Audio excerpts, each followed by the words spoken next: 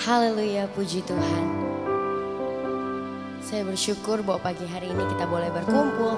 Saya boleh melihat wajah Bapak Ibu Saudara dengan penuh sukacita dan kemuliaan Tuhan hadir di tempat ini. Namun sebelum kita memuji muliakan nama Tuhan, kita sama-sama bersatu dalam doa. Bapa dalam kerajaan sorga, Bapa yang kami panggil dalam nama Tuhan Yesus Kristus. Terima kasih Tuhan, kami mengucap syukur buat pagi hari yang indah ini Tuhan. Kami ada berkumpul semua karena kemurahan-Mu Tuhan. Dan pagi hari ini Tuhan kami rindu bersama-sama untuk memuji muliakan nama-Mu. Kiranya Engkau yang pimpin ibadah kami dari awal pertengahan hingga akhir. Biar segala hormat kemuliaan hanya bagi nama-Mu Tuhan. Kami ucap syukur di dalam nama Tuhan Yesus Kristus. Haleluya. Amin.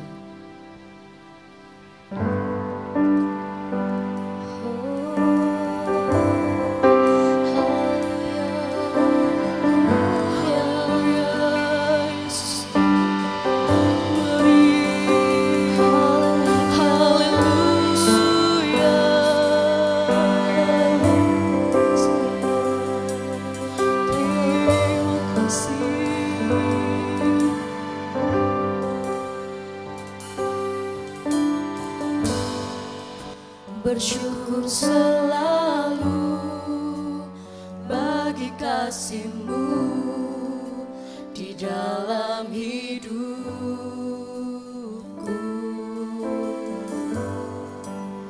dan takkan ku ragu atas rencana-Mu untuk masa depan. Sebagai Bapa yang baik, takkan pernah Kau melupakanku. Sebagai Bapa yang sangat baik, takkan pernah Kau meninggalkanku. Ku kan menari dan bersuka karena-Mu, oh Yesusku, dan ku kan minum air-Mu sebagai rasa rindu. Selalu ku hidup dalam-Mu dan hidupku di dalam-Mu, oh Yesusku, Kau sangat ku cinta. Kita sama-sama bersyukur.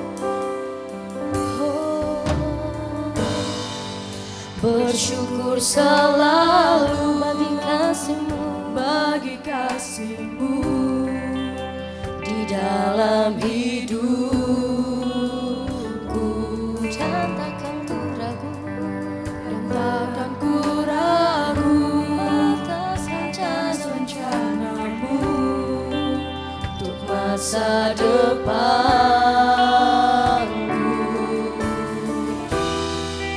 Sebagai Bapa yang baik,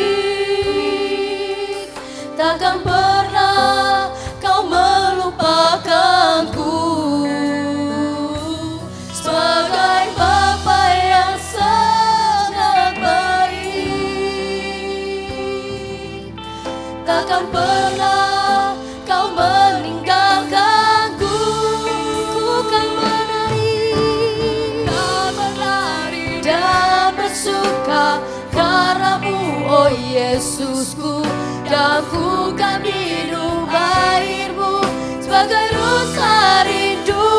Selalu ku hidup dalam-Mu dan hidupmu di dalamku, oh Yesusku. kan menari,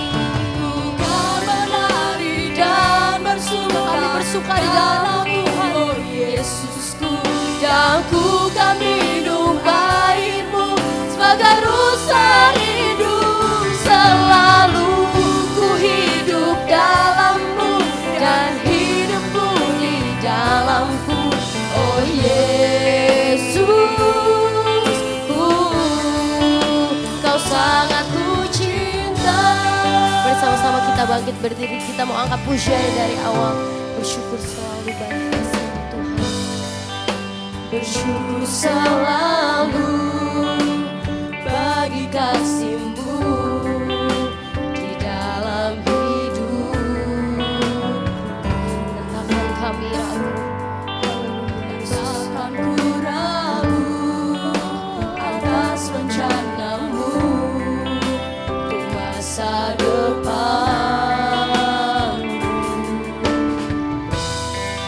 Sebagai Bapa yang baik, takkan pernah Kau melupakanku. Sebagai Bapa yang sangat baik, takkan pernah Kau meninggalkanku. Ku kan menari dan bersuka karena-Mu, oh Yesusku, dan ku kan minum air-Mu sebagai rusa rindu. Selalu ku hidup dalam-Mu dan hidupku di dalam-Mu, oh Yesusku. Ku kan menari dan bersuka karena-Mu, oh Yesusku, dan ku kan minum air-Mu sebagai rusa rindu. Selalu ku hidup dalam-Mu dan hidupmu di dalam-Ku, oh Yesus. Ku kan menari dan bersuka hanya karena-Mu Tuhan. oh Yesus. Sukacita kami hanya di dalam-Mu. Minum air-Mu. Kami datang dengan kerinduan kami datang dengan kehausan kami, untuk kami dipenuhi dengan hadirat-Mu. Dan hidupku di dalam-Ku, oh Yesus. Ku kan menari dan Berjiwa kami bersuka menari dan bersuka di dalam-Mu, oh Yesusku, dan ku kan minum air-Mu sebagai rusa rindu. Selalu ku hidup dalam-Mu dan hidupmu di dalam-Ku, oh Yesusku.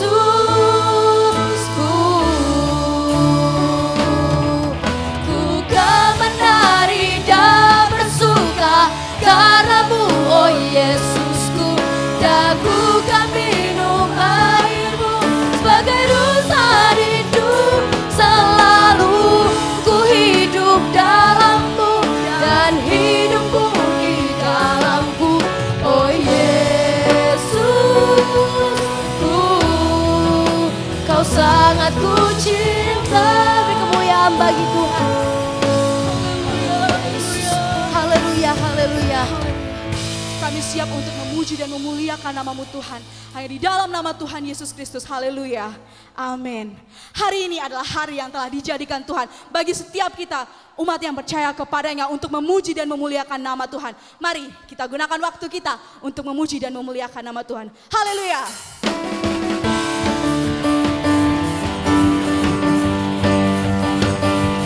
Mari kita sama-sama bersukacita buat Tuhan.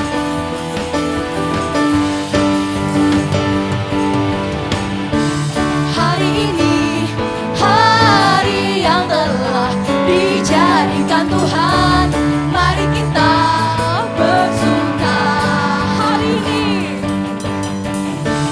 Hari ini hari yang telah dijadikan Tuhan, mari kita bersuka di dalam Tuhan.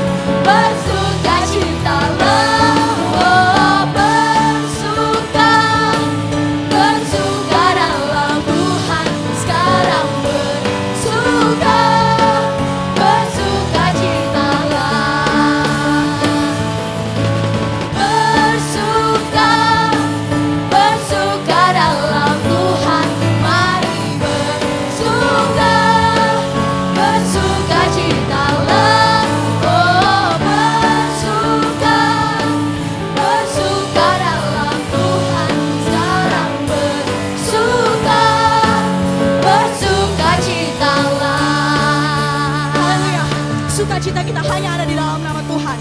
Mari kita mau naikkan pujian. Haleluya. Ku mau bersuka bagimu. Haleluya Tuhan. Terima kasih Yesus. Haleluya, Kau ada dalam hatiku, takkan patah semangatku, takkan hilang kekuatanku. Haleluya,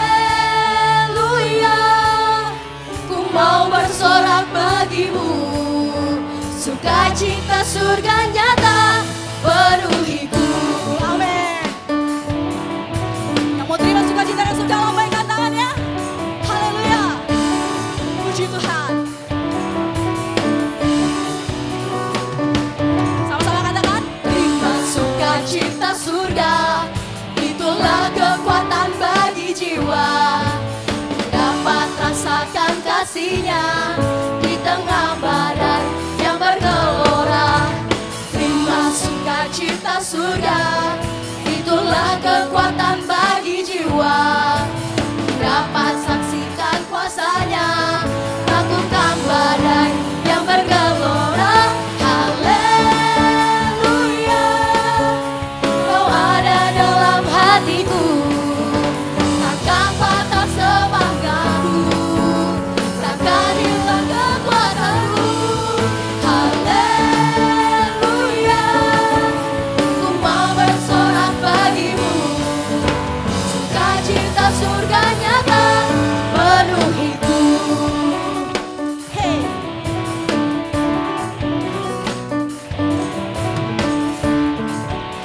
Sama-sama katakan pada kanan kirinya. Mari kita sama-sama mau terima sukacita dari surga. Terima sukacita surga, itulah kekuatan bagi jiwa. Dapat rasakan kasih-Nya di tengah badai yang bergelora. Terima sukacita surga, itulah kekuatan bagi jiwa. Dapat saksikan kuasa-Nya, taklukkan badai yang bergelora. Haleluya, Kau ada dalam hatiku, takkan patah semangatku, takkan hilang kekuatanku. Haleluya, ku mau bersorak bagimu, sukacita surga nyata penuhiku. Cepat saja katakan. Haleluya, Kau ada dalam hatiku, takkan patah semangatku, takkan hilang kekuatanku.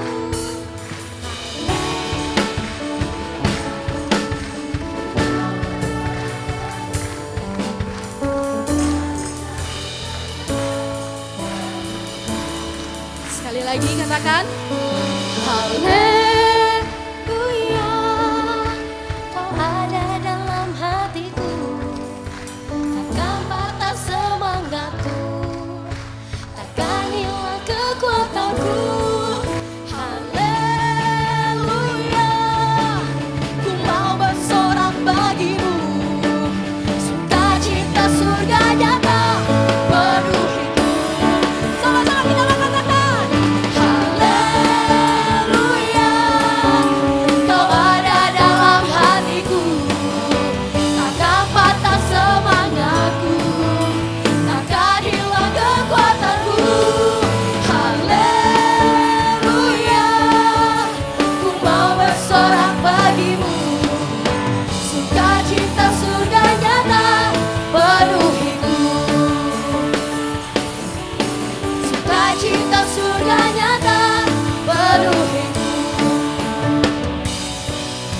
sukacita surga nyata penuhiku.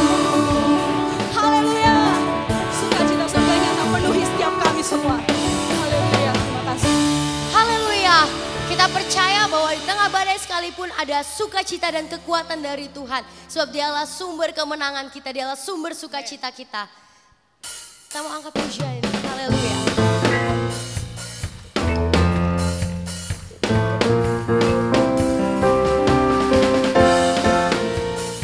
Dia yang ubah ratapan kita, tangisan kita menjadi sukacita. Amin.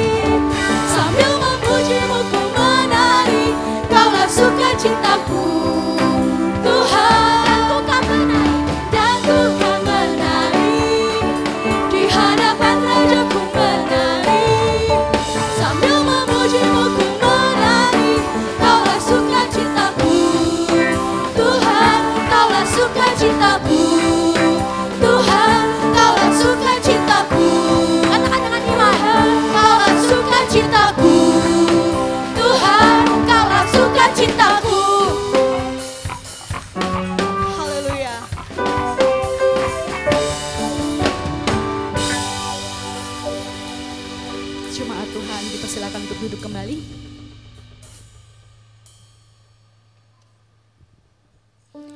Yesuslah sukacita kita. Tidak ada sukacita yang melebihi sukacita yang diberikan oleh Tuhan. Di dalam kesesakan, di tengah badai masalah yang begitu banyak menghantam diri kita, tetapi hanya sukacita Tuhan yang mampu menghibur kita, bahkan menguatkan kita. Hari ini, saat ini, kita mau melupakan sejenak setiap permasalahan kita. Kita mau mendengarkan kebenaran firman Tuhan yang akan menguatkan setiap kita dan memberikan sukacita yang penuh bagi kita. Kita menaikkan pujian. Yesus, sukacitaku. Haleluya Yesus.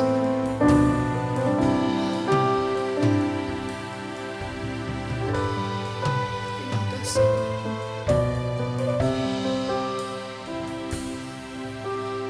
Yesus, sukacitaku. Yesus, kekuatanku. Penolong dalam kesesakan. Kau sangat terbukti. Hatiku bersuka memuji nama-Mu, jiwaku bermegah.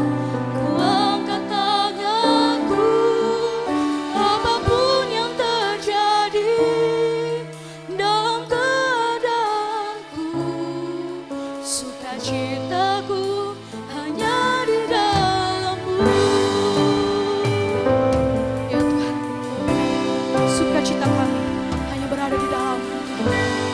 Apapun yang terjadi dalam keadaan kami, hanya Engkaulah sumber sukacita kami.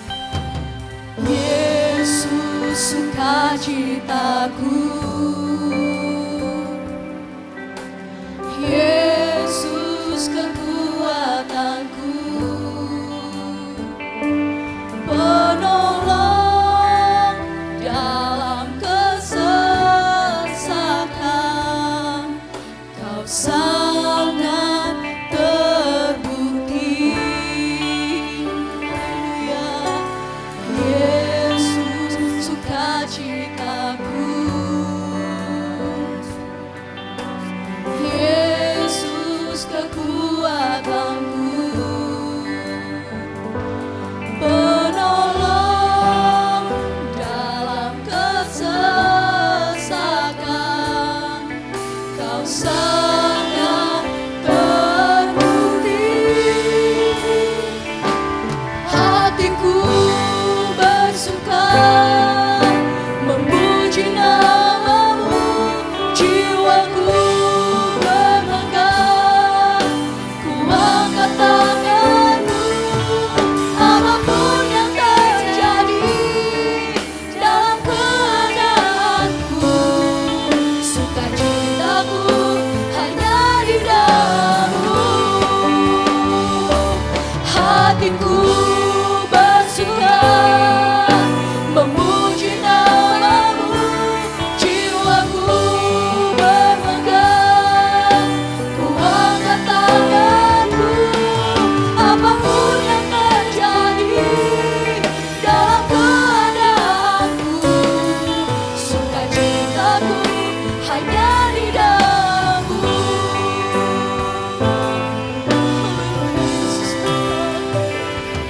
Haleluya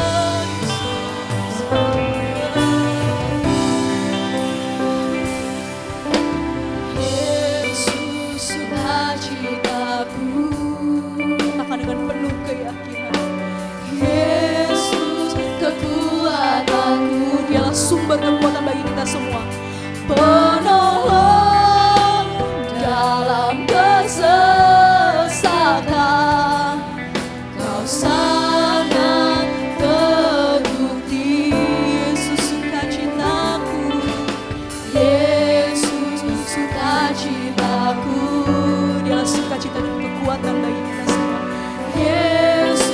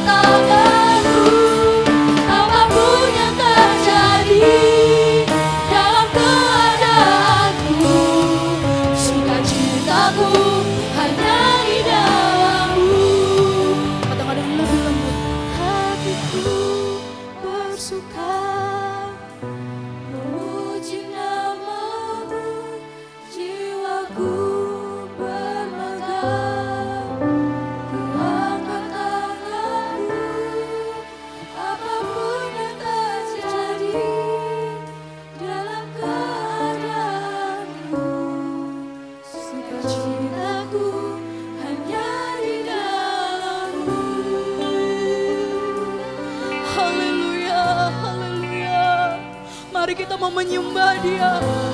Kita mau bersyukur kepada Tuhan yang tidak pernah meninggalkan kita, yang selalu ada buat kita. Dalam keadaan apapun Dia tetap setia menemani kita. Haleluya, haleluya. Yesus. Haleluya, haleluya. Haleluya, Yesus. Glory,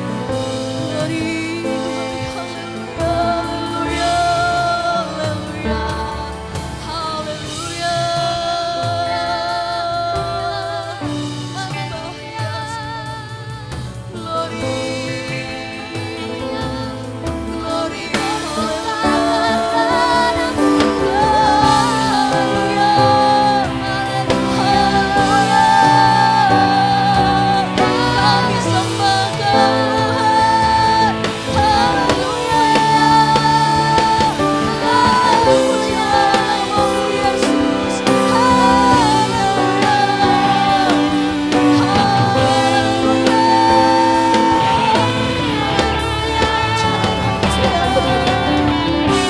Kita sama-sama bangkit berdiri. Kita mau naikkan pujian dan menemukan sungguh-sungguh dan rasakan Tuhan ada di tengah-tengah kita.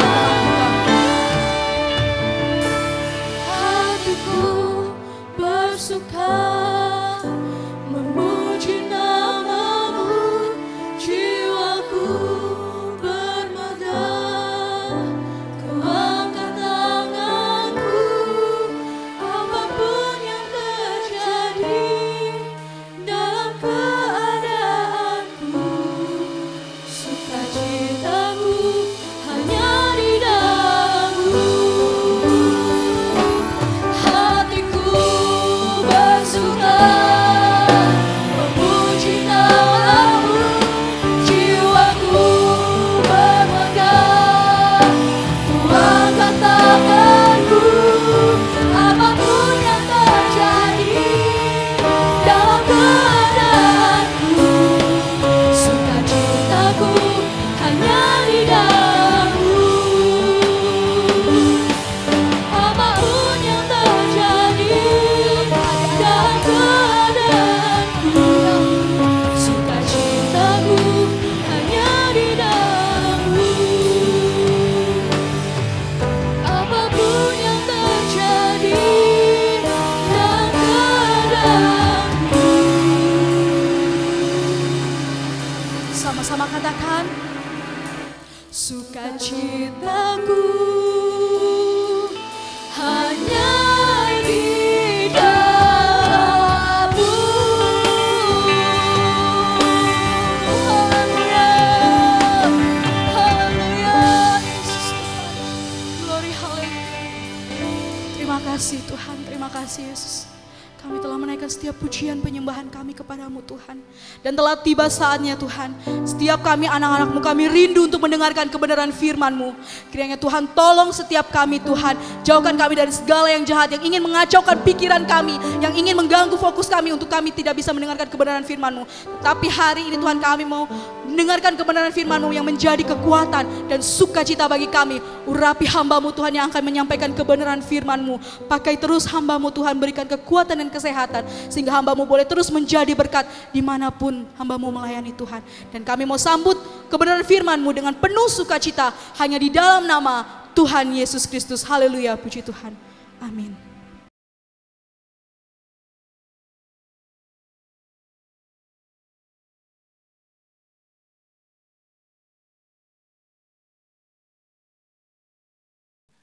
Firman Tuhan hari ini Minggu 18 Juni 2023, apa yang hilang daripadamu? Apa yang hilang dari dirimu? Nah, ini sebuah pertanyaan yang kadang kita tidak menyadari, banyak orang tidak menyadari keadaan dirinya. Maka pertanyaan ini kembali muncul, apa yang hilang dari dirimu? Maksudnya ada sesuatu yang hilang dari diri seseorang yang tidak dia sadari.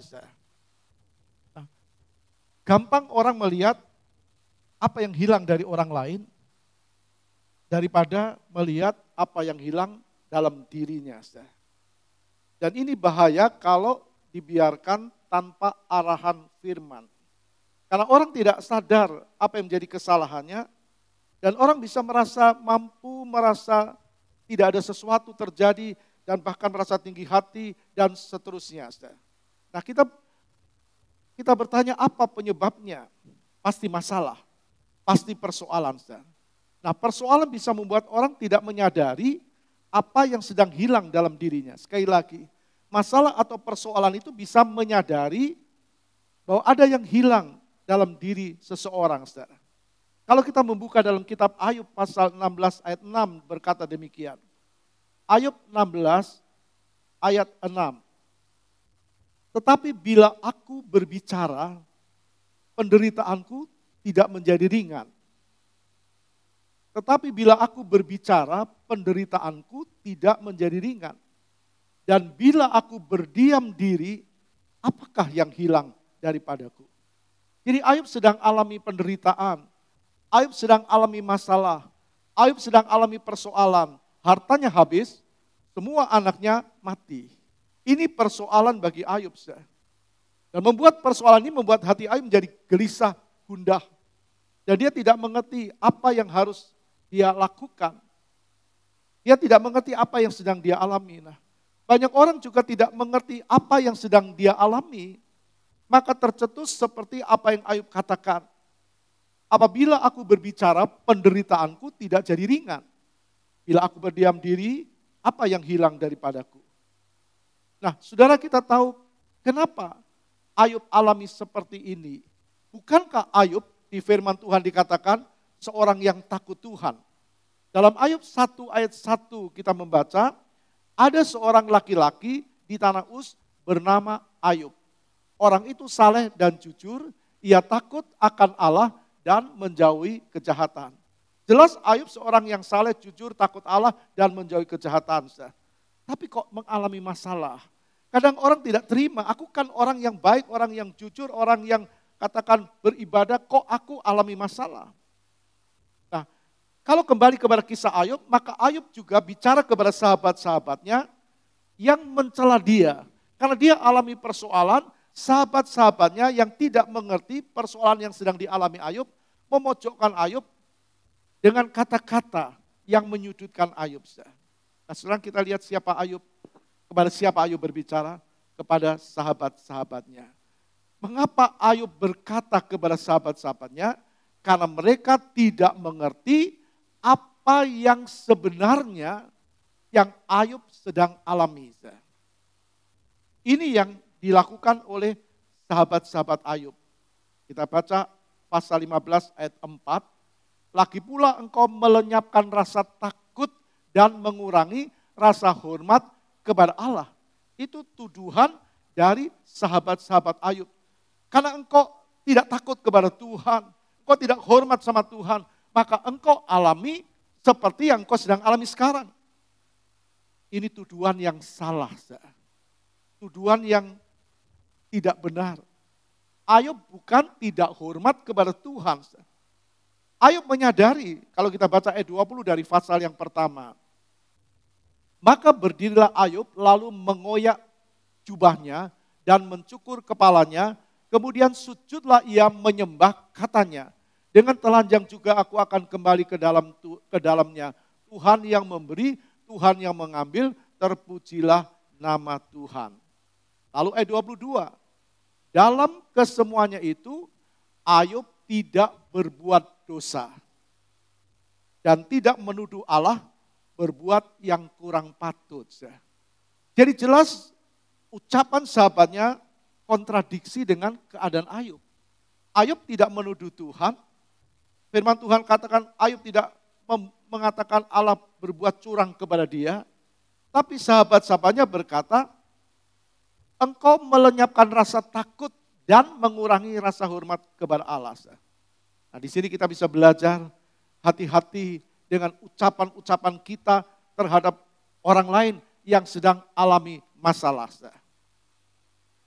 Kalau kita salah, justru bukan mengkuatkan iman orang lain, tapi justru melemahkan iman orang lain. kembali kepada Ayub, sebenarnya ada dua hal yang Ayub sedang bicarakan. Yang pertama, Ayub bilang, bila aku bicara, penderitaanku tidak menjadi ringan. Ayub sadar, aku mau ngomong apa tentang apa yang aku sedang alami.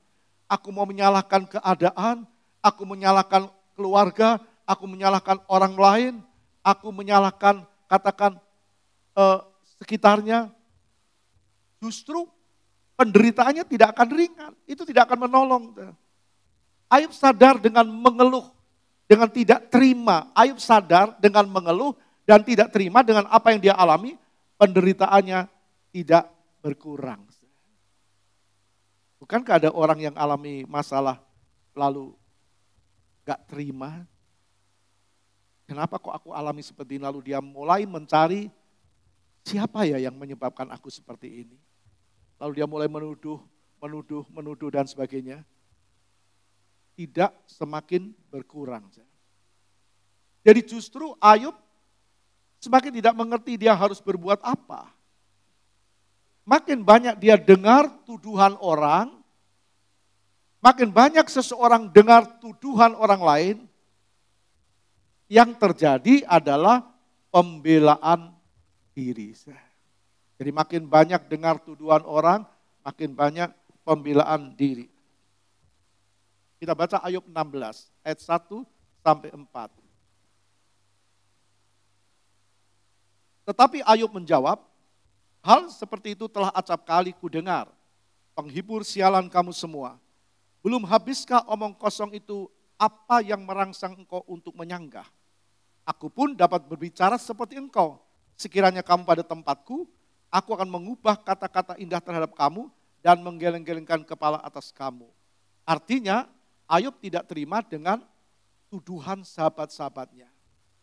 Nah, seseorang yang tidak bisa terima dengan perlakuan orang lain, orang bisa berkata seperti Ayub, enak aja kamu ngomong begitu sama aku. Coba kalau kamu jadi seperti aku, itu Ayub katakan seperti itu. Kalau engkau seperti aku dalam posisi aku juga bisa berkata begitu seperti engkau bicara sama aku.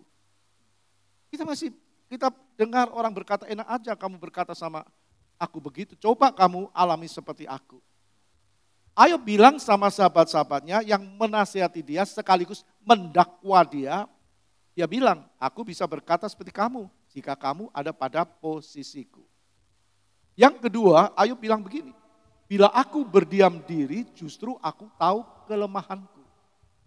Kalau aku berdiam diri justru aku tahu apa yang hilang dari diriku. Aku tahu keadaanku. Nah, apa yang hilang dari diri Ayub? Dulu dia berkumpul dengan keluarganya, anak-anaknya. Dia hidup dalam kecukupan, dia hidup dalam kekayaan, tapi tiba-tiba hartanya habis, anaknya mati. Jadi dia kehilangan kebahagiaan keluarga, kehilangan rasa damai. Di sini kita bisa melihat masalah atau persoalan bisa membuat orang kehilangan damai. Apakah itu antara suami dan istri, atau keluarga, orang tua dan anak, atau antar teman, masalah yang tidak dapat jalan keluar bisa membuat seseorang kehilangan kebahagiaan. Kebahagiaan keluarga, kehilangan rasa damai dan sebagainya. Tidak ada kedamaian, justru yang timbul kemelut. Ayat 7. Tetapi sekarang ia telah membuat aku lelah dan mencerai-beraikan segenap rumah tanggaku. Ayub belum mengerti. Dia bilang sekarang rumah tanggaku dicerai-beraikan. Dia kehilangan kebahagiaan keluarga. Dia kehilangan rasa damai. Dan arahan itu diarahkan kepada Tuhan. Kalau kita terus lihat cerita Ayub, sampailah Ayub menyadari kesalahannya.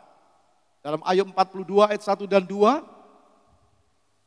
aku tahu bahwa engkau sanggup melakukan segala sesuatu dan tidak ada rencanamu yang gagal. Jadi Ayub berserah sama Tuhan, dia mengerti. Kemudian Tuhan pulihkan Ayub 2 kali lipat dan Tuhan berkati Ayub. Belajar dari persoalan ini kita harus berhati-hati. Persoalan dan masalah bisa membuat orang kehilangan damai, kehilangan sukacita. Sebenarnya sukacita itu bukan dipengaruhi oleh persoalan. Bukan persoalan mempengaruhi keadaan seseorang. Tapi hidup dengan Tuhan itu yang mempengaruhi seseorang. Satu komunikasi dengan Tuhan, dekat dengan Tuhan itu yang membuat seseorang alami hati yang tenang, hidup damai, sejahtera, dan sebagainya. Maka Tuhan suruh kita berhati-hati. Kita masih ada di dunia ini. Tuhan masih beri kesempatan kita berada di dunia ini. Pasti ada masalah persoalan, masih ada. Apakah karena Tuhan sedang menguji, seperti Ayub yang diuji oleh Tuhan, atau karena kesalahan kita sendiri. Oleh karena itu kita koreksi diri. Apa yang sedang hilang dalam diri kita. Kita mudah melihat orang lain yang hilang dalam diri seseorang, mudah. Tapi untuk melihat diri sendiri kadang diperlukan kerendahan hati. Nah, dalam Injil Lukas pasal 15 ada 3 perumpamaan yang bisa menjadi cermin bagi kita anak-anak Tuhan, apa yang hilang dalam diri kita. Yang pertama dalam Injil Lukas 15 tentang domba yang hilang. Lukas 15 ayat 4 kita baca. Siapakah di antara kamu yang mempunyai 100 ekor domba dan jikalau ia kehilangan seekor di antaranya, tidak meninggalkan yang 99 ekor di padang gurun dan pergi mencari yang sesat itu sampai ia menemukannya. Jadi Tuhan berkata begini, siapa yang punya 100 ekor domba, coba lalu hilang seekor, apa dibiarkan? Tuhan bilang tidak. Apa tidak dicari? Dicari kata Tuhan. Siapa yang di antara kamu punya 100 ekor domba, kehilangan seekor, tidak meninggalkan 99 ekor di padang dan pergi mencari. Jadi dicari. Dan domba ini adalah gambaran jiwa-jiwa.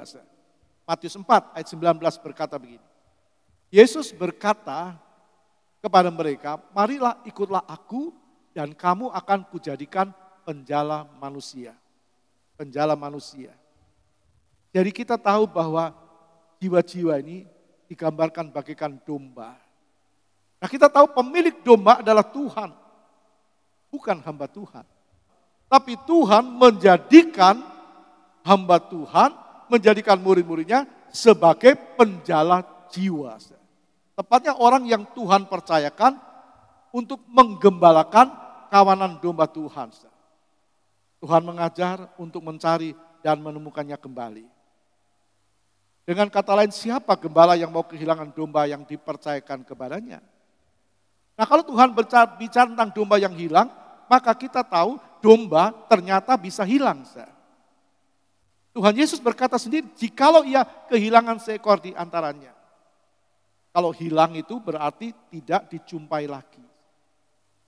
Gembala dia akan tidak melihat di antara kawanan domba yang lain. Tidak kelihatan di antara domba yang lain. Berarti dulu ada, dulu kelihatan, sekarang tidak. Nah, kenapa domba bisa hilang? Yang pertama, tidak ikuti langkah si penggembala domba.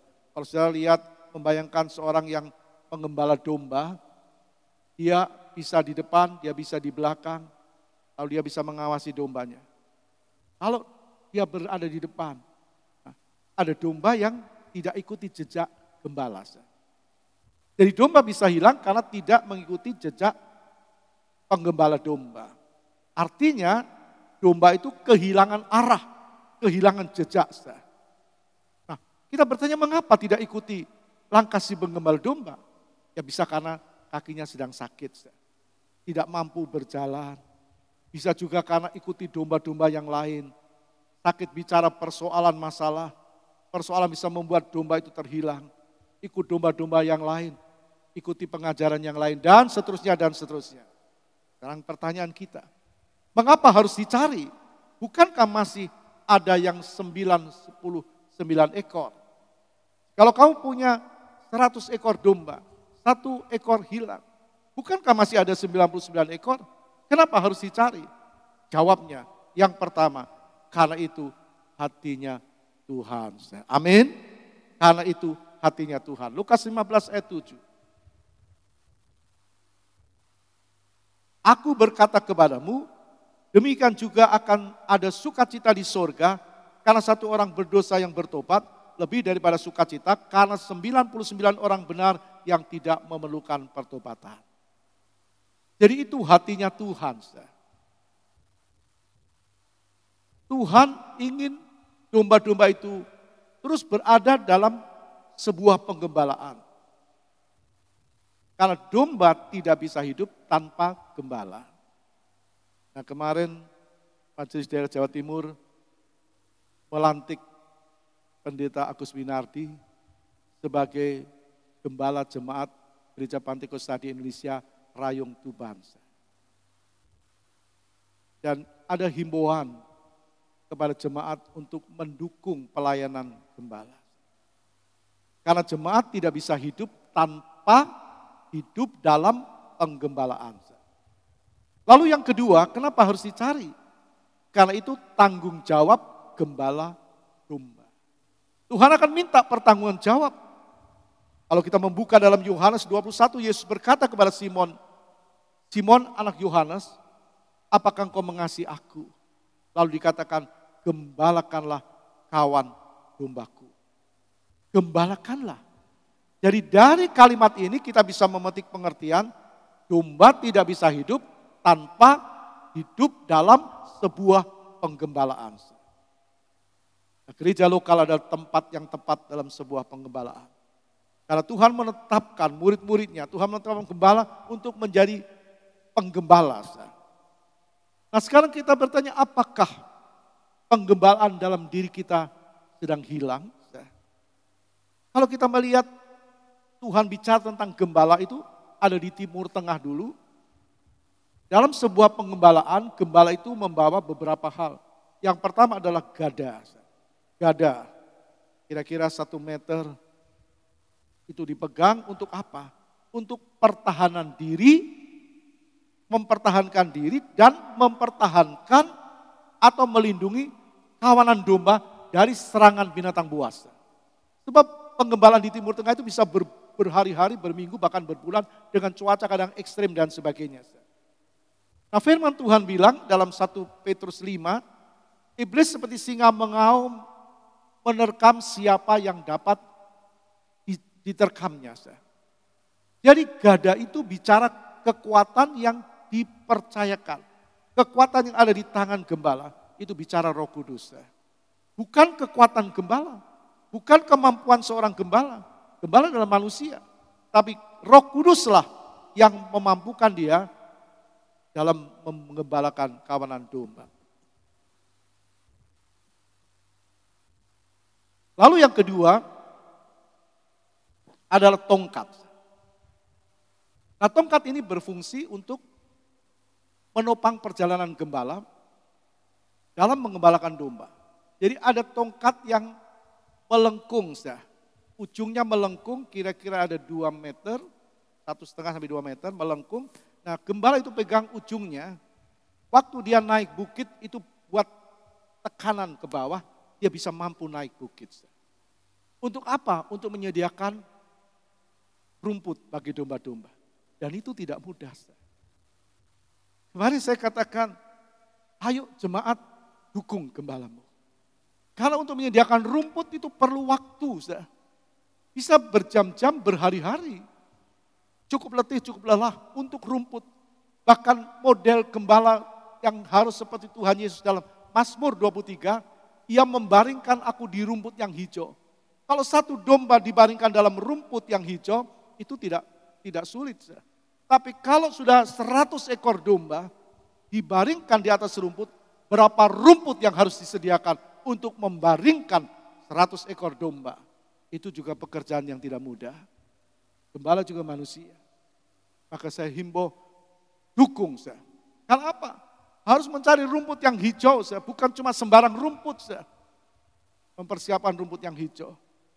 Jadi waktu dia naik atau turun lembah, dalam mencari rumput yang hijau perlu tongkat. Tongkat. Nah kadang tongkat ini dibalik. Lengkungannya itu dipakai untuk membawa kembali domba yang tersesat, mungkin tersangkut semak belukar. Jadi ujung yang tidak melengkung dipegang oleh gembala. Nah, penggembala itu akan ambil domba yang tersesat. Sekali lagi tongkat bicara Roh Kudus, tentu dengan kasih. Karena ini adalah miliknya Tuhan, harus dipertanggungjawabkan di hadapan Tuhan. Yang ketiga, yang dibawa oleh seorang gembala adalah minyak. Minyak untuk melindungi kawanan domba dari sejenis serigala, dari sejenis serangga. Sejenis serangga. Jadi ada serangga yang suka hinggap, dikatakan hinggap dan bertelur di hidung domba. Nah kemudian menetas dan larva itu masuk melalui rongga hidung dan membuat domba kesakitan. Kalau itu sudah ada maka iritasi terjadi dalam diri domba itu, membuat domba itu lari ke kanan ke kiri dan membentur-benturkan kepalanya pada tebing atau pohon dan bisa membuat domba itu mati. Minyak bicara Roh Kudus. Hanya Roh Kuduslah yang memampukan anak-anak Tuhan tetap bertahan, bukan gembala. Roh Kudus. Maka kita perlu Roh Kudus memimpin hidup kita. Yang keempat adalah bekal atau air dan makanan. Jadi bekal untuk gembala mempertahankan hidup, perlu bekal. Karena di Timur Tengah tadi saya katakan ada berhari-hari, kadang berminggu-minggu dan berbulan-bulan. Bagaimana gembala bisa kuat kalau tidak ada bekal? Ini bukan cuma hanya secara jasmani, gembala perlu jasmani untuk bisa memberkati orang lain, tapi juga secara rohani.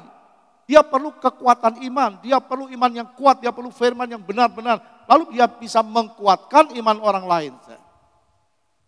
Itu tugas gembala. Yang kelima, dia juga bawa air anggur. Kadang-kadang cuaca di sana itu ekstrim.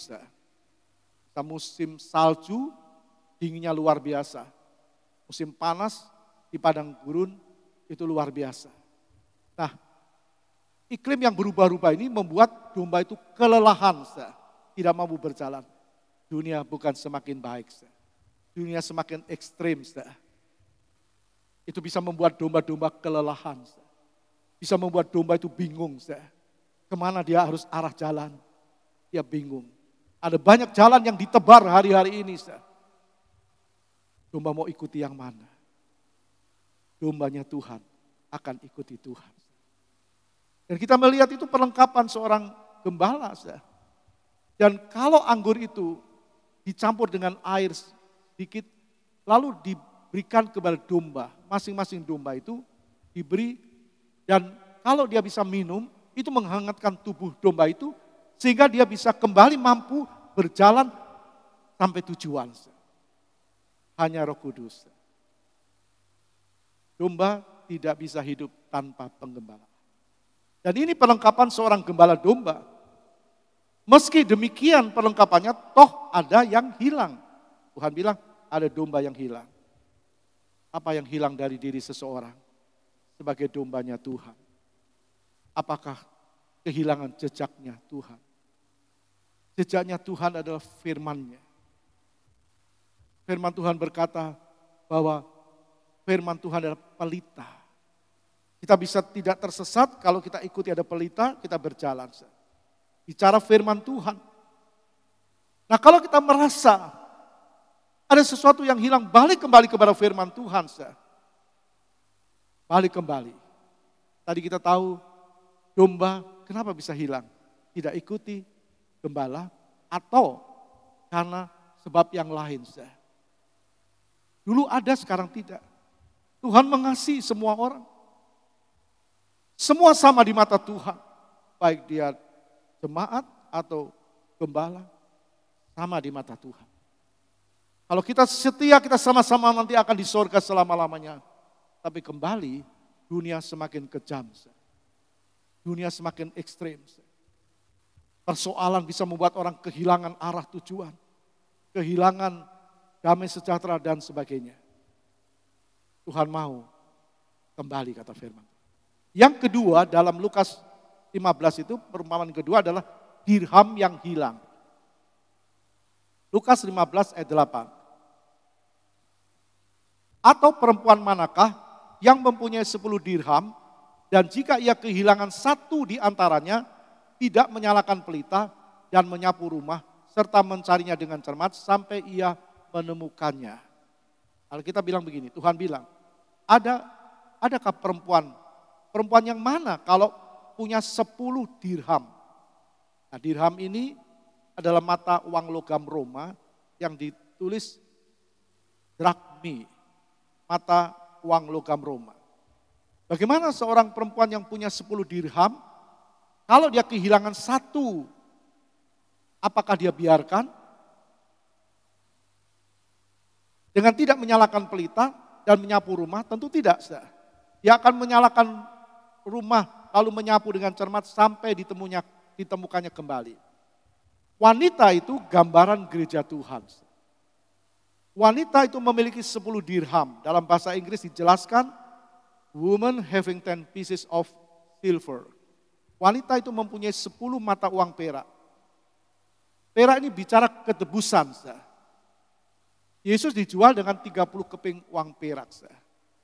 Jadi wanita di sini adalah gambaran kita, gambaran gereja Tuhan yang sudah ditebus oleh darah Kristus. Jadi kita harus ikuti Tuhan di atas segala-galanya.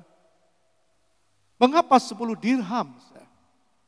Nah, pada zaman dulu di Timur Tengah, seorang wanita yang sudah bertunangan, dia bertunangan dengan seorang laki-laki, laki-laki itu akan memberikan dia 10 dirham, 10 uang, 10 mata uang logam dirham itu sebagai pengikat, dan itu diuntaikan di leher si wanita. Maka wanita ini harus menjaga dirham itu. Kalau sampai hilang satu, dia harus bertanggung jawab kepada mempelai laki-lakinya, tunangannya. Tunangannya bisa menuduh, kenapa kok hilang satu, jangan-jangan dan sebagainya. Nah, wanita adalah gambaran gereja, kita ini sudah dipertunangkan dengan Kristus. Kita belum menikah. Dalam pengertian rohani, nanti kita bersama-sama dengan Kristus selama-lamanya. Sebagai mempelai wanita, dia mempelai laki-laki surgawi. 2 Korintus 11 ayat 2 berkata begini. Sebab aku cemburu kepada kamu dengan cemburu ilahi. Karena aku telah mempertunangkan kamu kepada satu laki-laki untuk membawa kamu sebagai perawan suci kepada Kristus. Kita dipertunangkan, kita ini banyak, tapi satu laki-laki. Artinya secara rohani, kita ini adalah miliknya Kristus. Maka kita harus menjaga kesetiaan kita kepada Kristus. Jangan sampai ada yang luntur kesetiaannya. Karena persoalan. Dulu cintanya kepada Tuhan luar biasa. Dulu ibadahnya luar biasa. Dulu tidak pernah tidak ibadah. Tapi sekarang ada yang cuma online. Padahal Tuhan beri kesempatan untuk onsite. Nah, dirham itu hilang. Kesetiaan itu telah hilang. Nah, kita bertanya mengapa dirham itu bisa hilang? Pasti wanita itu kurang menjaga, kurang hati-hati menjaga pemberian calon suaminya. Tuhan bilang, waspada berjaga-jaga, iblis musuhmu seperti singa. Kalau 10 dirham itu diuntai lalu dipakai sebagai kalung di leher wanita, hilang satu berarti sebelumnya ada di antara 10 itu. Tapi hilang. Dan Tuhan bilang tetap harus dicari. Nah, siapa yang harus mencari? Ya, yang punya dirham. Kalau kita merasa ada yang hilang kesetiaan kita kepada Tuhan, kita yang harus bangkit. Kita yang harus mencari. Alkitab mengatakan, ia segera mencarinya dengan cermat, menyalakan lampu, dan menyapu rumahnya. Rupanya wanita ini punya lampu. Kalau dinyalakan berarti dulunya lampunya padam. Apakah ada yang lampunya padam? Firman Tuhan berkata sebagai pelita, apakah ada yang tidak jadi pelaku firman? Menjadi pelaku dirinya sendiri. Wanita ini punya sapu. Tapi kenapa kok tidak dipergunakan? Ya karena ruangannya gelap. Setelah dinyalakan lampunya, baru dia menyapu. Tuhan ingin bahwa penerangan dalam hidup kita ini tetap terang. Karena itu Tuhan bilang di dalam bait suci, pelita itu tidak boleh padam. Harus diisi terus. Pelita dalam bait suci harus terus menyala. Pelita dalam hidup kita juga tidak boleh padam. Bagaimana kalau dalam keadaan gelap bisa membaca firman, bisa merenungkan firman, bisa menjadi pelaku firman? Tidak mungkin. Orang yang tidak ibadah, tidak suka membaca firman, ya bagaimana dia bisa menjadi pelaku firman? Harus mendengar firman. Baru dia bisa menjadi pelaku firman. Kembali kepada wanita ini, untung belum terlambat. Waktu dia tahu 1 dari 10 dirhamnya hilang, waktu dia tahu 1 dari 10 dirhamnya hilang, dia cepat-cepat nyalakan lampu dan ambil sapu. Begitu juga dengan orang Kristen. Kalau sadar sesuatu telah hilang dalam dirinya, kesetiaannya telah hilang, merasa nyaman dengan keadaan dunia, mari balik kepada firman Tuhan. Balik kembali kepada Tuhan. Untung wanita ini kembali menemukan dirhamnya yang hilang. Jadi kembali dia merasakan sukacita, dia panggil semua tetangga. Jadi sukacita itu bisa hilang karena persoalan. Persoalan bisa datang karena tidak menjaga diri. Tapi wanita ini, dia menemukan lalu dia bersukacita. Ayat 9 dari Lukas 15. Dan kalau ia telah menemukannya, ia memanggil sahabat-sahabat dan tetangga-tetangganya serta berkata, bersukacitalah bersama-sama dengan aku, sebab dirhamku yang hilang itu telah kutemukan. Telah kutemukan. Jangan bilang Tuhan tolong aku. Tuhan beri kepercayaan sama kita.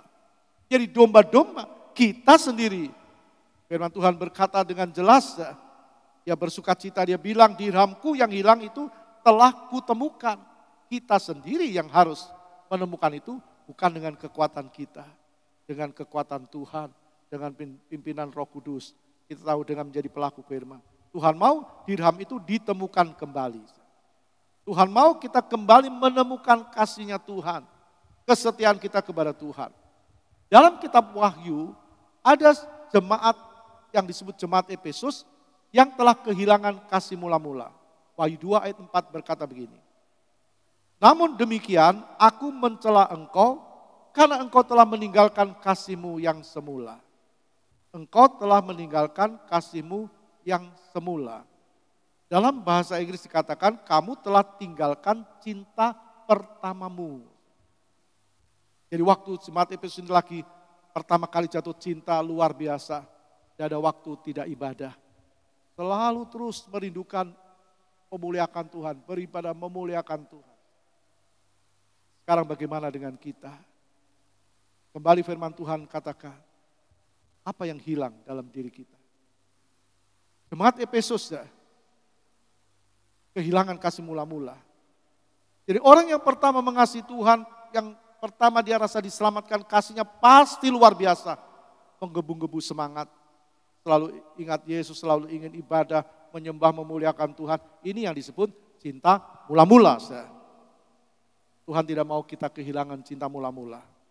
Artinya tidak lagi ada semangat untuk Tuhan. Melayani Tuhan, beribadah, tidak ada lagi semangat. Tuhan tidak mau. Tuhan mau kita semangat. Dalam Wahyu 2 ayat 5b dikatakan begini. Lakukanlah lagi apa yang semula engkau lakukan. Tuhan suruh kita flashback, lihat dulu.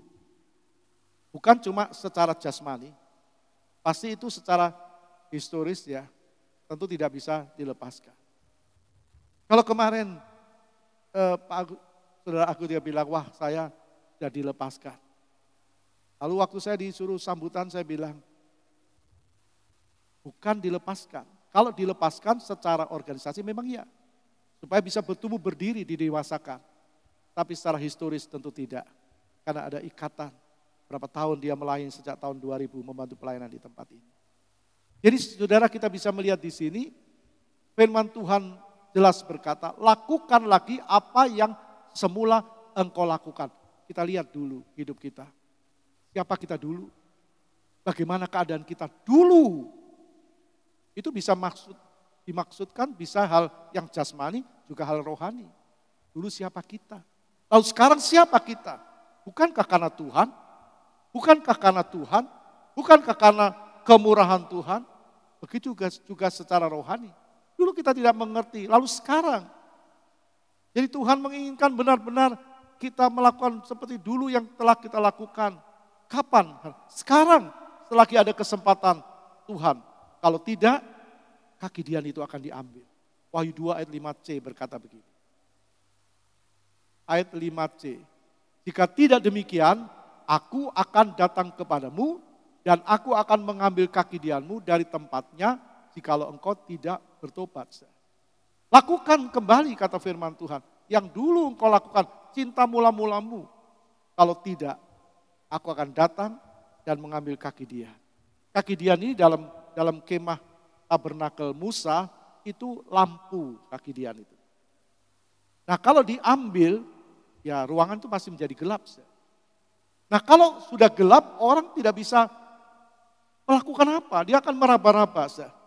Orang tidak bisa berjalan dengan tepat atau bergerak dengan leluasa, bahkan dia bisa tabrak sana, tabrak sini. Pasti apa yang dilakukan salah. Kalau tidak ada kaki dia, cara Roh Kudus. Coba kita lihat apa yang hilang dalam diri seseorang. Tuhan lihat apa yang hilang dalam diri seseorang dalam Hosea 6 ayat 4. Apakah yang akan kulakukan kepadamu, hai Efraim? Apakah yang akan kulakukan kepadamu, hai Yehuda? Kasih setiamu seperti kabut pagi. Kasih setiamu seperti kabut pagi dan seperti embun yang hilang pagi-pagi benar. Efraim dan Yehuda ini telah kehilangan kasih mula-mula mereka kepada Tuhan. Dikatakan seperti kabut pagi, seperti embun pagi, yang harusnya waktu matahari terbit baru hilang. Tapi ternyata hilang pagi-pagi benar. Pagi-pagi benar sudah hilang kasih mereka kepada Tuhan. Tuhan tidak mau itu terjadi atas kita. Apa yang Tuhan mau? Cari Tuhan dengan sungguh-sungguh. Ikut Tuhan dengan sungguh-sungguh. Melayani Tuhan dengan sungguh-sungguh. Beribadah kepada Tuhan dengan sungguh-sungguh. Hanya Tuhan.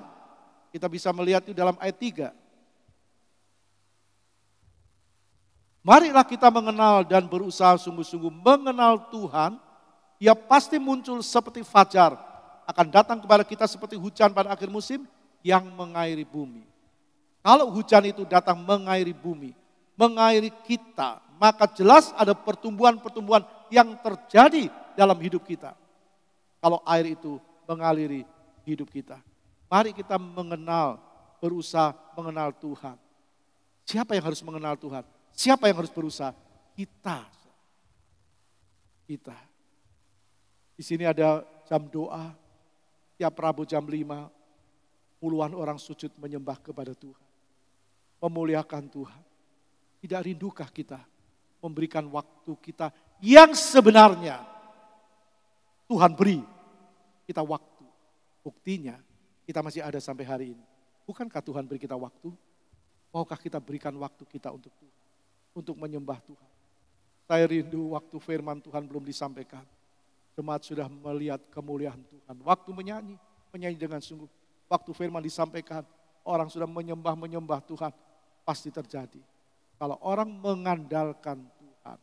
Cari Tuhan dengan sungguh. Kalau ibadah dengan sungguh. Kalau nyanyi dengan sungguh. Kalau dengar firman dengan sungguh-sungguh. Jangan asal berdoa, tapi berdoalah dengan sungguh-sungguh. Jangan asal melayani, tapi layanilah dengan sungguh-sungguh. Pasti kita akan merasakan hadirat Tuhan dalam hidup ini. Janji kita kepadanya juga harus melekat seperti seuntai kalung dalam diri wanita itu. Yang ketiga, anak yang hilang. Anak yang hilang. Mengapa anak bungsu ini telah hilang? Ada seorang bapak punya 2 anak, yang sulung dan yang bungsu. Yang bungsu meninggalkan rumah bapaknya. Ayat 13 kita baca. Lukas 15 ayat 13. Beberapa hari kemudian anak bungsu itu menjual seluruh bagiannya, lalu pergi ke negeri yang jauh. Di sana ia memboroskan harta miliknya dengan hidup berfoya-foya. Jadi bapak ini menggambarkan Allah Bapa. Anak ini hidup berfoya-foya, artinya hidup menurut daging, hidup menurut hawa nafsu. Manusia punya tubuh, jiwa, dan roh. Tubuh ini yang disebut outman atau orang luar yang kelihatan. Tapi ada jiwa, pikiran, perasaan, kehendak, kemauan, ada roh, yang disebut manusia. Nah, si bungsu ini memboroskan harta miliknya dengan hidup berfoya-foya, hidup menurut daging. Yang pikir dia masih muda, masih kuat. Orang gak selalu muda, orang tidak selalu kuat. Tapi kalau kita melihat, ada Tuhan yang melihat. Jangan sampai waktu habis, seseorang belum bertobat. Maka kehilangan keselamatan untuk selama-lamanya. Orang menderita dalam Lukas 16 kita lihat, orang kaya ini menderita selama-lamanya. Tidak bisa lagi kesempatan itu dia peroleh. Dalam Galatia 5 ayat 19 berkata, perbuatan daging telah nyata, yaitu percabulan, kecemaran, hawa nafsu. Perbuatan daging telah nyata, yaitu percabulan, kecemaran, hawa nafsu. Jadi orang yang hidup seperti si bungsu ini, dia memiliki kepuasan daging daripada kepuasan rohnya. Kepuasan daging itu kapan toh berakhirnya? Ada orang yang belum sampai liang kubur sudah kepuasan dagingnya berhenti. Karena faktor usia. Karena faktor yang lain, penyakit dan sebagainya. Nah, kita melihat anak yang terhilang ini dalam kondisi seperti itu. Nah, apa yang hilang dalam dirinya? Si bungsu ini telah kehilangan kasihnya Bapa. Dulu dia ada di rumah bapaknya. Sekarang dia tidak ada lagi di rumah bapaknya. Jangan sampai orang Kristen kehilangan kasihnya Bapa karena kesenangan dunia. Kembali kepada si bungsu, untung dia sadar. Dia kembali ke rumah bapaknya. Karena dia tahu tidak ada untungnya meninggalkan rumah bapaknya, tidak ada untungnya. Semua yang ada pada dia habis. Semua ada di dunia ini cuma sementara. Berapapun yang orang miliki, itu bisa habis sekejap di dunia ini. Tapi tidak yang kita miliki di sorga. Kita lihat kembali luar biasa hati Bapaknya ini. Yang menggambarkan Allah Bapa. Lukas 15 ayat 32. Lukas 15 ayat 32. Kita patut bersuka cita dan bergembira karena adikmu telah mati dan menjadi hidup kembali. Ia telah hilang dan didapat kembali. Bapa dengan penuh kasih menerima. Bapa menerima. Firman Tuhan katakan, adikmu telah mati dan menjadi hidup kembali. Kalau terhilang dan hidup berfoya-foya dengan kesenangan daging itu di mata Tuhan mati. Di mata Allah itu mati. Ayat 24 sekarang kita baca Lukas 15. Sebab anakku ini telah mati dan menjadi hidup kembali. Ia telah hilang dan didapat kembali. Maka mulailah mereka bersukaria. Jadi ada 3 perumpamaan yang menjadi cermin bagi kita. Ketiganya hilang, domba hilang, dicari, ditemukan. Dirham hilang, dicari, ditemukan. Tapi anak yang hilang, ditunggu ayahnya. Dan akhirnya kembali. Kenapa? Karena anak ini sudah kumpul dengan bapaknya. Bicara oleh bapak, dia tahu firman, dia mengerti. Tapi karena bujuk rayu dunia, sahabat-sahabat di luar itu dia tinggalkan rumah bapaknya. Maka bapaknya menunggu untuk balik kembali. Jadi kerinduan hati Allah mencari yang hilang. Itu domba yang hilang. Menemukan yang hilang, itu dirham yang hilang. Menyelamatkan yang terhilang. Itu anak yang hilang. Kita perhatikan domba yang hilang, sebenarnya sudah bergabung dengan domba-domba lain, kemudian hilang. dirham yang hilang sebenarnya sudah ada di antara 9 dirham yang lain dalam untaian kalung di leher seorang wanita, kemudian hilang. Anak yang bungsu sebenarnya sudah ada bersama dengan bapak di rumah bapaknya, kemudian pergi dan terhilang. Ini yang Tuhan sedang cari hari-hari ini. Mungkin ada di keluarga kita, masih percaya Yesus, tapi tidak ada lagi kerinduan untuk ibadah. Mungkin itu suami, mungkin itu istrimu, atau anak-anak, orang tua, atau saudara. Tuhan bilang cari, kita yang harus mencari.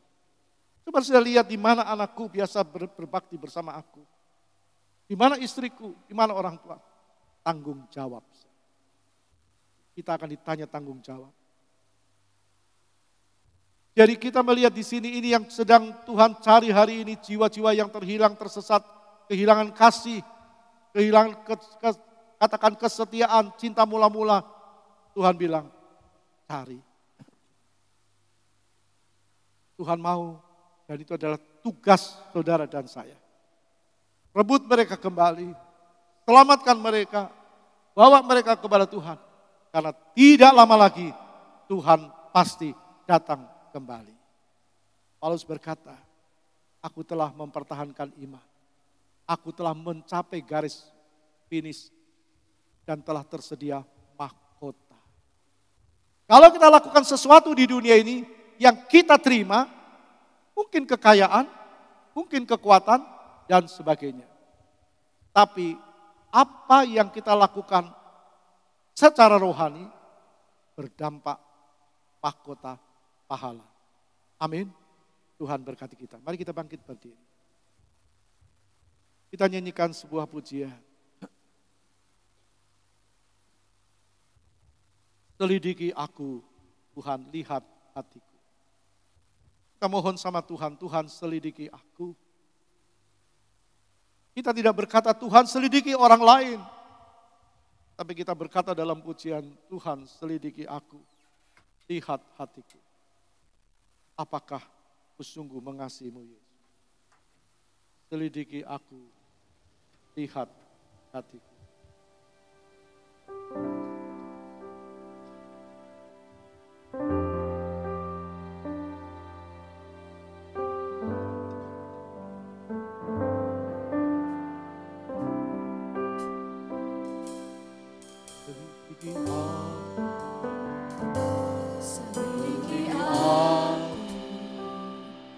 Lihat hatiku, apakah ku sungguh mengasihimu? Selidiki aku Tuhan, apakah benar aku mengasihimu? Dan menilai hidupku, tak ada yang tersembunyi bagi. Selidiki aku, selidiki aku, lihat hatiku, apakah ku sungguh mengasihimu? Yesus yang Maha Tahu dan menilai hidupku, tak ada yang. Mari dengan jujur kita berkata dalam pujian, Tuhan selidiki aku.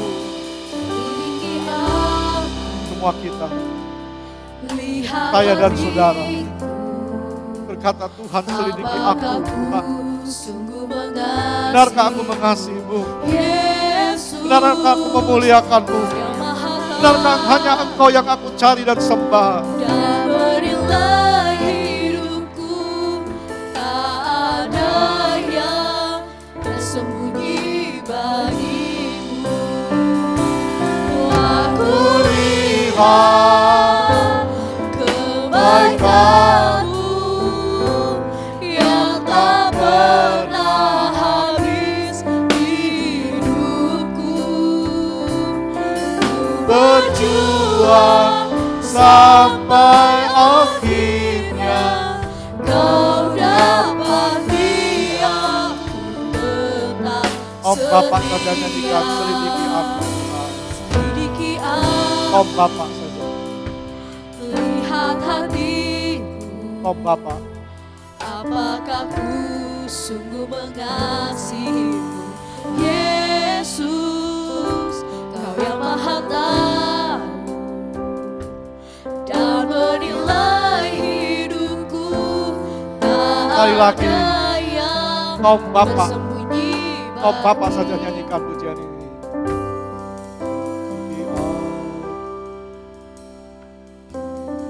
Kita jadi seorang Bapa bukan secara kebetulan.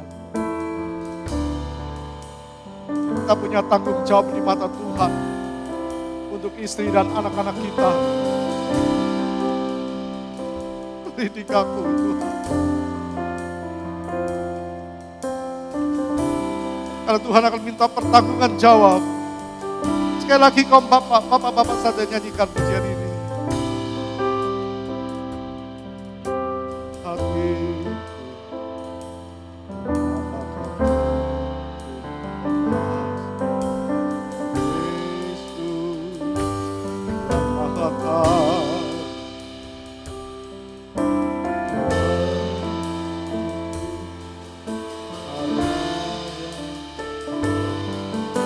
Para wanita saja, wanita.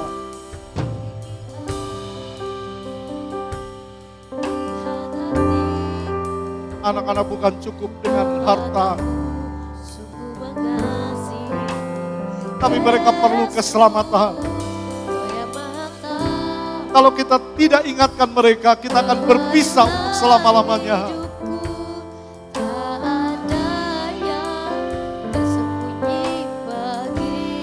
Mari, khusus ibu-ibu, ingatkan anak-anakmu, ingatkan suamimu. Haleluya.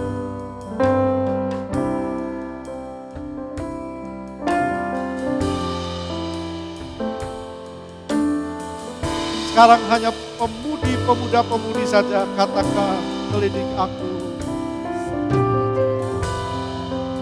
Pemuda-pemudi,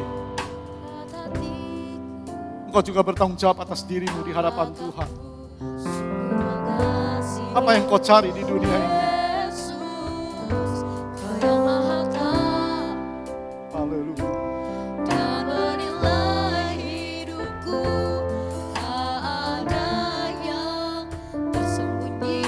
Mari semua katakan, telah kulihat.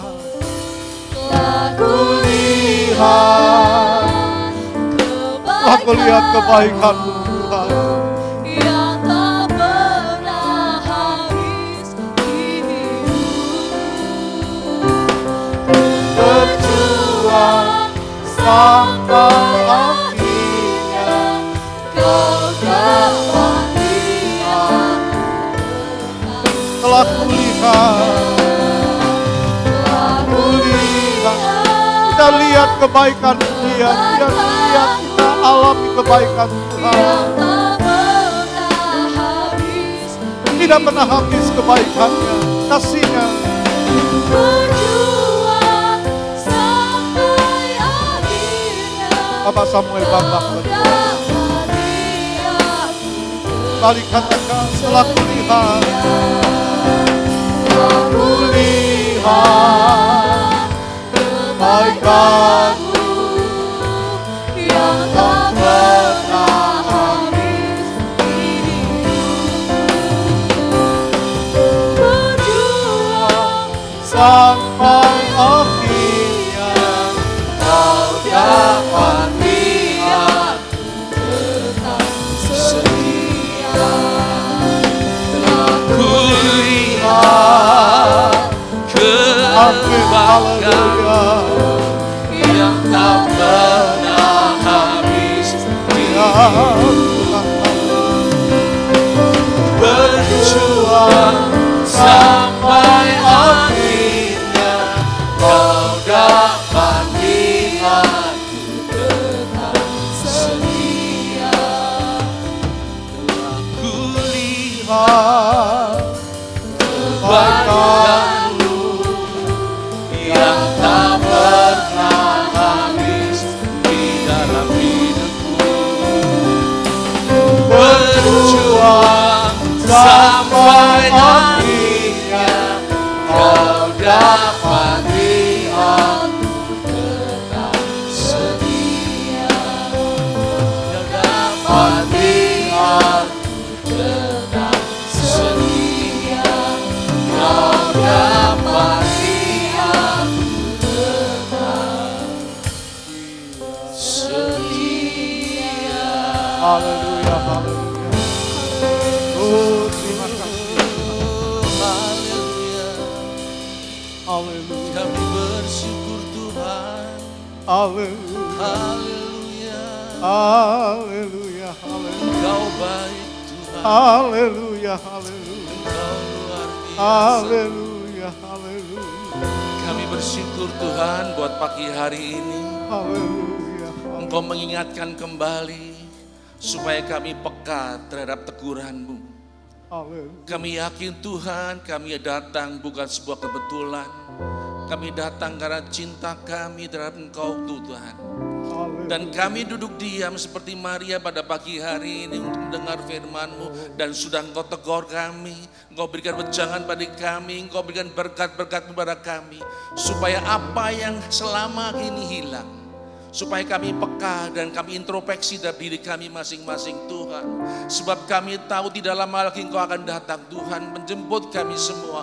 Dan kami yakin dan percaya Tuhan, semua yang akan hilang akan Kau berikan pada kami. Kesetiaan kami, semangat kami, terutama cinta mula-mula kami Tuhan. Berikanlah kuat kuasa Roh Kudus-Mu supaya kami giat kembali, semangat kembali, setia kembali, tekun kembali iring kepada Engkau Bapa. Kami bersyukur buat pagi yang indah ini Engkau mendegur kami. Dan kami bersyukur berterima kasih Bapa, sebab Engkau mencintai kami terlebih daripada semua ini Bapa. Seperti anak yang bungsu yang kembali kepada Bapaknya, ada sebuah sukacita yang begitu luar biasa. Engkau menyambut kami Bapa, Engkau menyambut kami Yesus dengan pesta yang begitu luar biasa Bapa. Engkau begitu cinta terhadap kami Yesus. Kami bersyukur Tuhan buat pagi yang indah ini. Engkau bentuk kami sehingga apa yang hilang dalam kehidupan kami Engkau kembalikan kami dengan kuat kuasa Roh Kudus-Mu Bapa. Roh Kudus kiranya Engkau curahkan, topang kami, hibur kami, Engkau kuatkan kami hingga langkah kehidupan kami setiap hari boleh menyenangkan hati nama-Mu Bapa. Terima kasih Bapa, terima kasih Yesus. Memberkati hamba-Mu, gembala kami, di mana untuk pengembalaan tempat ini. Berikan kekuatan, kesehatan yang sempurna Bapa. Dan berkati kami semua jemaat-jemaat-Mu di tempat ini. Dengan kekuatan Roh Kudus-Mu sehingga semangat kami dipulihkan. Kesetiaan kami dipulihkan. Ketekunan kami dipulihkan. Dan cinta mula-mula kami dipulihkan pada hari ini Bapa. Sehingga nama-Mu kami tinggikan dan kami muliakan. Terima kasih banyak Bapa di surga, hanya di dalam nama Tuhan Yesus Kristus. Haleluya. Terima kasih Tuhan, terima kasih. Kami percaya Engkau ada bersama dengan kami. Engkau lihat setiap kami, Engkau tahu kami Bapa. Kami meletakkan semua dalam tangan Tuhan. Kami percaya Engkau Allah yang memperdulikan setiap kami. Terpujilah Engkau selama-lamanya. Terima kasih Bapa, terima kasih.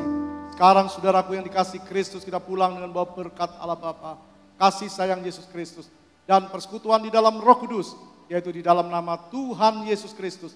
Pagi hari ini sampai Maranatha, Tuhan Yesus datang yang kedua kali. Semua yang percaya katakan amin. Tuhan berkati.